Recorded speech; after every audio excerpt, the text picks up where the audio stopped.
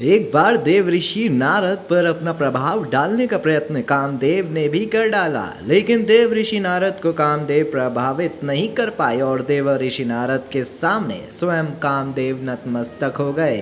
क्या कहती है ये कहानी, आइए जानते हैं। इस बात का घमंड देव ऋषि नारद को हो गया कि कामदेव भी उनकी तपस्या पर ब्रह्मचर्य भंग नहीं कर पाए। देव ऋषि नारद ने यह बात भगवान शंकर को बता डाली। भगवान शंकर ने चुपचाप सारा वृत्तांत सुना और फिर सुझाव रूप में महादेव ने नारद से ये कह डाला।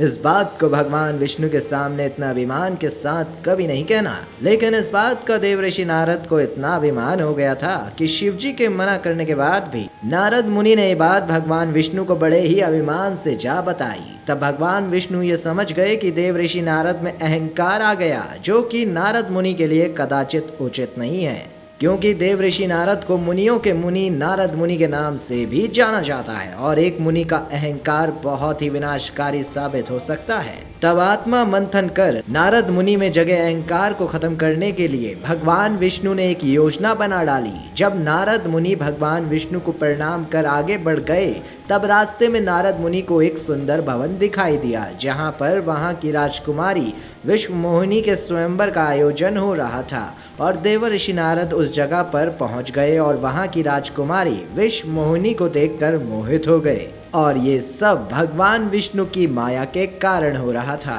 राजकुमारी विश्व मोहिनी का सुंदर रूप नारद मुनि के तप को भंग कर चुका था, जिस कारण उन्होंने राजकुमारी विश्व मोहिनी के स्वयंवर में हिस्सा लेने का मन बना डाला।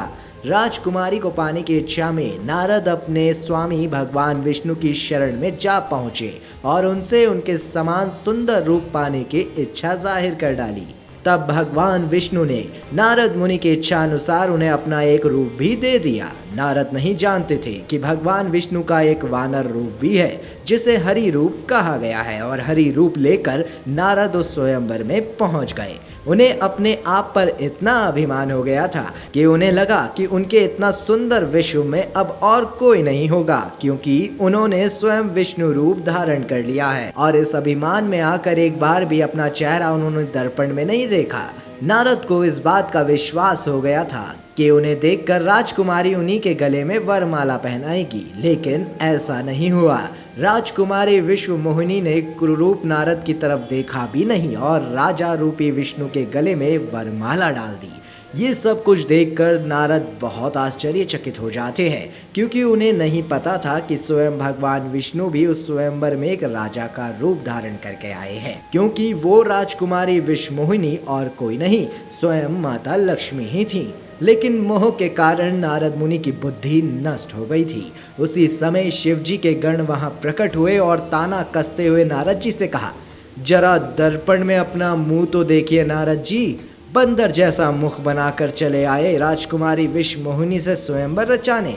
तब जाकर नारद मुनि ने अपना मुख दर्पण में देखा और दर्पण में अपना मुख बंदर का देखकर नारद जी को बहुत गुस्सा आ गया और उन्होंने तुरंत क्रोध में आकर भगवान विष्णु को ही श्राप दे डाला।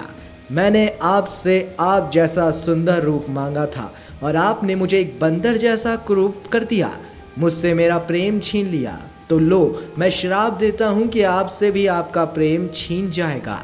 आप भी वियोग की पीड़ा सहन करेंगे और अपने प्रेम को पाने के लिए इधर उधर भटकेंगे। तब यही बंदर आपकी सहायता करेंगे। क्रोध के वश में आकर नारद जी ने भगवान विष्णु को श्राप तो दे दिया और कहा कि जैसे मैं स्त्री के लिए धरती पर व्याकुल था, वैसे ही आप भी मनुष्य रूप में जन्म लेकर स्त्री के वियोग से व्याकुल होकर धरती पर भटकेंगे और उस समय आपकी वानर ही सहायता करेंगे। लेकिन जब भगवान की माया का प्रभाव हटा, तब नारद जी को अपनी गलती का एहसास हुआ और उन्होंने भगवान से तुरंत क्षमा मांगी। लेकिन नारद मुनि के दोनों ही श्राप फलीभूत हुए। भगवान विष्णु को श्री राम के रूप में पृथ्वी पर अवतार लेना पड़ा और माता सीता का वियोग भी सहना पड़ा और वानरों की भी सहायता लेनी पड़ी, क्योंकि भगवान विष्णु ने खुद नारद जी से इस मजाक की माफी मांगते हुए उनका श्राप सत्य होने का उन्हें वचन दे डाला। और इसी श्राप के चलते ही त्रेता युग में विष्णु अवतार भगवान राम का जन्म सफल हुआ। बोलो जय श्री हरि।